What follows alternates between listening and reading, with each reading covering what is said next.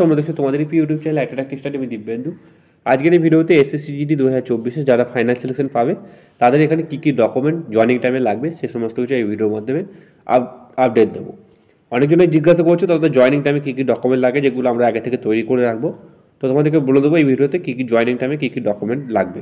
অনেকজনের হয়তো মনে হচ্ছে যে আমি 100% ফাইনাল সিলেকশন পাবো, তারাই কিন্তু জিজ্ঞাসা করছে যে জয়েনিং টাইমে কী কী ডকুমেন্ট লাগবে। তাই ভিডিওতে তোমরা দেখে নাও জয়েনিং টাইমে কী কী ডকুমেন্ট তোমাদেরকে নিয়ে যেতে হবে, কী কী ডকুমেন্ট তৈরি করতে হবে, সমস্ত কিছু বিস্তারিত আপডেটগুলো ডকুমেন্ট তোমাদের জয়েনিংয়ের টাইমে লাগবে সেগুলো তোমরা দেখো।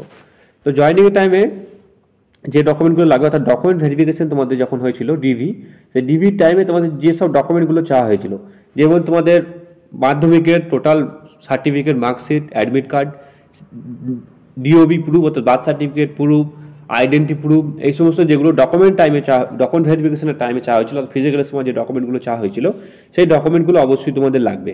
যাদের কাস্ট সার্টিফিকেট আছে তাদের সেই কাস্ট সার্টিফিকেট লাগবে, এবং তোমাদের যে রেসিডেন্সিয়াল সার্টিফিকেট অর্থাৎ তোমাদের ডোমিসাইল সার্টিফিকেট সেটাও কিন্তু লাগবে। তো মধ্যে কথা বলতে গেলে ডকুমেন্ট টাইমে যার যে ডকুমেন্ট চাওয়া হয়েছিল সেই ডকুমেন্টগুলো অবশ্যই লাগবে।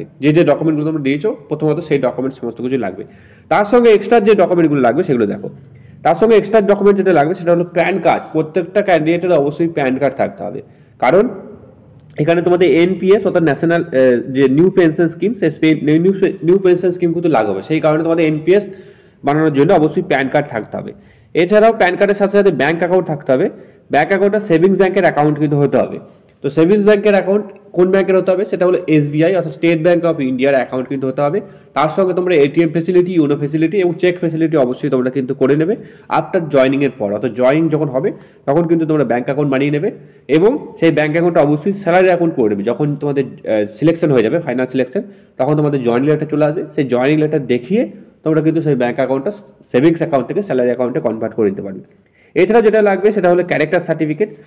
এবার বলে একজনে জিজ্ঞাসা করছিল একটি ক্যান্ডিডেট, দাদা ক্যারেক্টার সার্টিফিকেট এখন থেকে বানিয়ে রাখবে নাকি? দেখো, ক্যারেক্টার সার্টিফিকেট এখন থেকে বানাতে হবে না। তোমাদের যখন জয়েনিং লেটার আসবে তার সঙ্গে ক্যারেক্টার সার্টিফিকেট একটা ফরম্যাট দেওয়া হবে, সেই ফরম্যাটেরই ক্যারেক্টার সার্টিফিকেট কিন্তু চাই। তখন যখন জয়েনিং লেটার আসবে তখনই কিন্তু তোমাদের ক্যারেক্টার সার্টিফিকেট বানাবে। এছাড়াও একটা এসএইচও অ্যাটেস্টেশন ফর্ম দেওয়া হয়, যেটা তোমাদের থানা থেকে বানাতে হয়।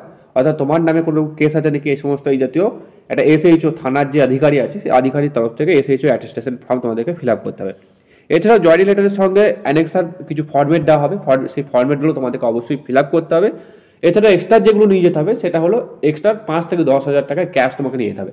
কারণ প্রথমে গিয়েও তোমাদের মেসের জন্য অর্থাৎ খাওয়ার জন্য একটা সিকিউরিটি মানি জমা করতে হয় ট্রেনিং সেন্টারে। তো সিকিউরিটি মানি তোমাদেরকে মিনিমাম 5,000 টাকা জমা করতে হবে।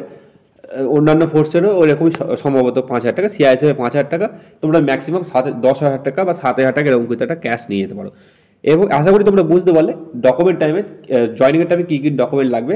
আর একটা জিনিস বলে দিই, অনেকজনরা জিজ্ঞাসা করো যে মা বাবার কোনোরূপ ডকুমেন্ট এখানে লাগবে নাকি। দেখো, মা বাবার কোনোরূপ ডকুমেন্ট লাগবে না। মা বাবার ডিটেলস তোমাকে ভরতে হবে। অর্থাৎ তোমার যখন সার্ভিস বুক তৈরি হবে সেখানে তোমার উপর যারা ডিপেন্ডেন্ট আছে অর্থাৎ তোমার ভাই বোন, তোমার মা বাবা, তাদের ডিটেলস অর্থাৎ তাদের নাম, তাদের এজ, এই সমস্ত কিছু ভরতে হবে। তুমি চাইলে তাদের সমস্ত তাদের যে আধার কার্ড আছে সেই আধার কার্ডের 1 কপি করে জেরক্স তুমি কিন্তু সাথে নিয়ে যেতে পারো। আর এক্সট্রা কোনো ডকুমেন্ট ওখানে লাগবে না। তোমার ডকুমেন্টগুলো অরিজিনাল লাগবে এবং তার সঙ্গে সঙ্গে সেই ডকুমেন্টের জেরক্স কিন্তু লাগবে। তো আশা করি বুঝতে পেরেছো যে জয়েনিং টাইমে কী কী ডকুমেন্ট লাগবে সেই সমস্ত কিছু তোমাদেরকে এই ভিডিওর মধ্যে বুঝিয়ে দিলাম। কারো যদি কোনোরূপ ডাউট থাকে অবশ্যই কমেন্ট করতে পারো। ভিডিওটা ভালো লাইক করো, আর এরকম হেল্পফুল ভিডিও পেতে এবং সরকারিভাবে আপডেট পেতে তোমরা আমাদের চ্যানেলকে সাবস্ক্রাইব করে পাশে থাকা বেল আইকনটি প্রেস করে যুক্ত থাকতে পারো।